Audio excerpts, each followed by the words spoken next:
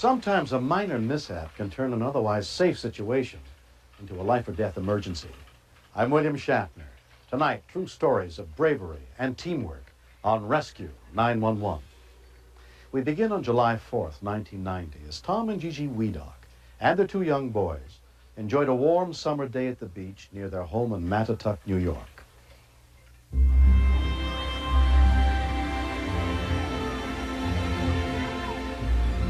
We had planned on spending the whole day at the beach.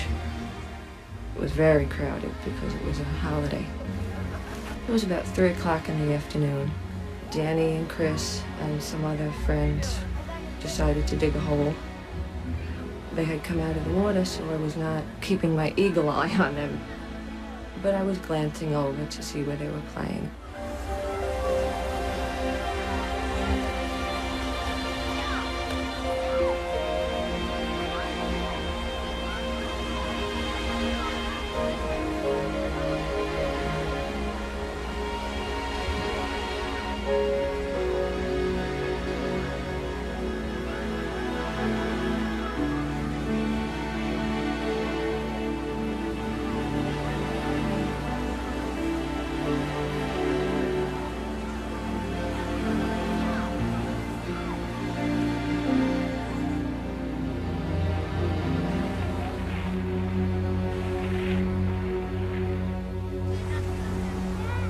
Christian noticed his 8-year-old brother Danny was in trouble and alerted their friend Amy.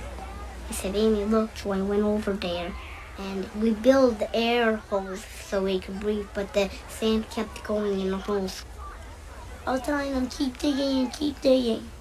Then his legs stopped kicking. A family friend, Karen Boxall, had gone over to see what the children were up to. I looked down. What are you guys doing? And they said, "We're digging them out." I thought, oh my God, and I started to scream to my sister-in-law and a friend to come over and help me, and they started digging. I tried to pull and realized I could not even budge him. At first I said, my God, how long has he been under the sand? My first attempt to get him out was unsuccessful. I guess I got into a rage. I said, my God, he's dead. My son is dead.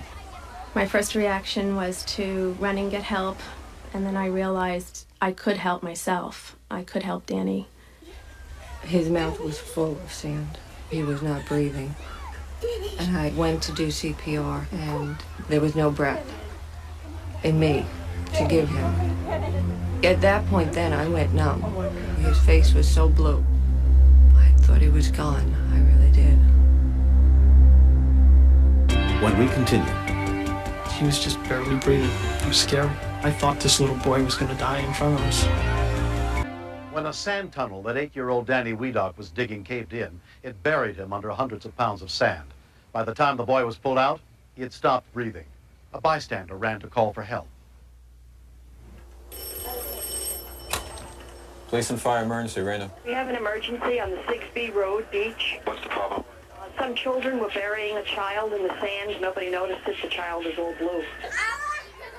At a nearby barbecue, volunteer advanced EMT Jerry Diffley was paged to respond to the incident. KBL 994 Mattituck. The call came over as a Signal 16, which is an ambulance call. Male youth, unconscious. The call always races through your mind. You know, you think about what you're going to come upon. Dad, kiss, you got arrested. Taking yours? Let's go. Bye, Dad. In my mind, I tend to downplay it a little bit. It becomes emotional. At the same time, an ambulance was dispatched from the fire station. I yelled, I can do CPR. And then I saw his heart beating through his chest. Thank goodness she was there. I got a breath in. I got a first breath in, and I remember sort of announcing that to everybody, that there was an airway, that it was not totally clogged with sand. This has got to work. I can't lose him. And then he took a breath on his own. I kind of heard a pop in his chest. His breathing was very irregular and very noisy, very labored. A policeman and another volunteer EMT had already begun emergency procedures when Jerry arrived and took charge of the scene.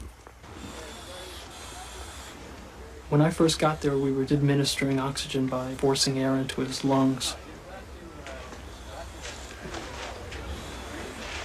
His lung sounds were horrible. You could just hear that there was tons of sand in his lungs. This was an emergency we had never seen before. Most of the area hospitals probably could not handle this. At that point, I realized, and everybody else realized, what a critical patient we had. We're gonna need the helicopter, like now. Okay. We had never used a helicopter before. We needed to get the helicopter here as quickly as possible. Let's go, boys. Back, please. He was just barely breathing. It was scary. I thought this little boy was gonna die in front of us. We worked on him as hard and as frantic as we could. I felt totally helpless. There's no explaining the feeling. How could this happen? Danny was rushed by ambulance to a nearby school where the helicopter was going to land. His father rode up front. I was too far away from him. And I needed to be in the back, but I knew that they had gotten me to the front to keep me away from him. Let's go.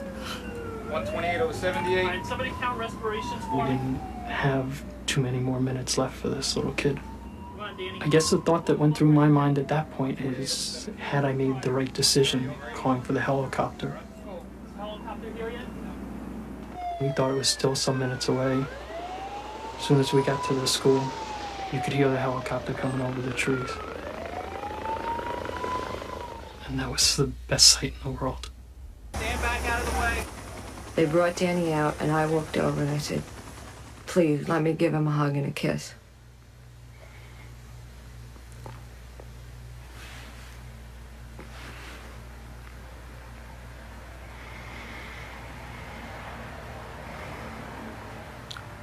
And I went over, and I hugged him and kissed him. And I think he opened his eyes for me at that point. I said, Danny, it's Mommy. And he looked at me, and then they took him away. They put him in the helicopter, and he was gone. In those few minutes, he had gotten a lot worse. He had started to go into pulmonary edema. You start drowning in fluid from your lungs. I guess I really felt scared at that point, and helpless. It was just me. Just me and Danny.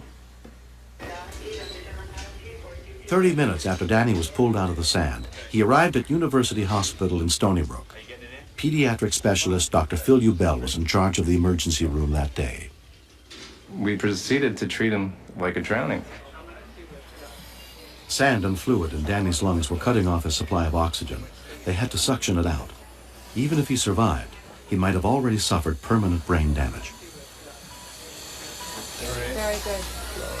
It was real hard to guess how much sand we got out of his lungs, but it looked to be about 1 to 2 tablespoons of sand.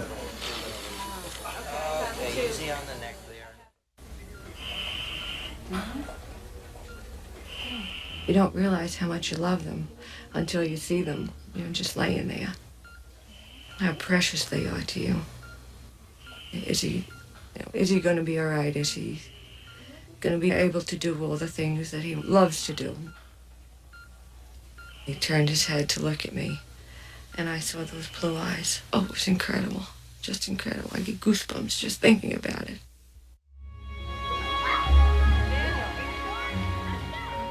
Danny was released from the hospital after only 3 days. He has suffered no brain damage, and the damage to his lungs was minimal. I think my dad is a hero because he pulled me out of the hole, and Karen's a hero because she gave me CPR, and Christian got help, and Amy got help. It's like really fun because when people help you, it's like you should help them when they're in trouble.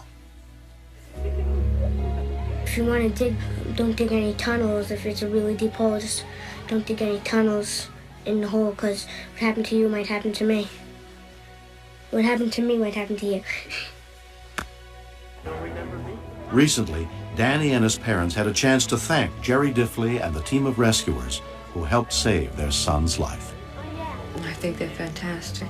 I don't know how many times I can say thank you or give them hugs. I mean, they cared so much, especially Jerry. I really think it was teamwork. Everybody worked together. And that's why this miracle took place. It's a great feeling to know that all the hard work and the dedication pays off. In an instance like this, it really pays off. And I'd do it again for another 100 years.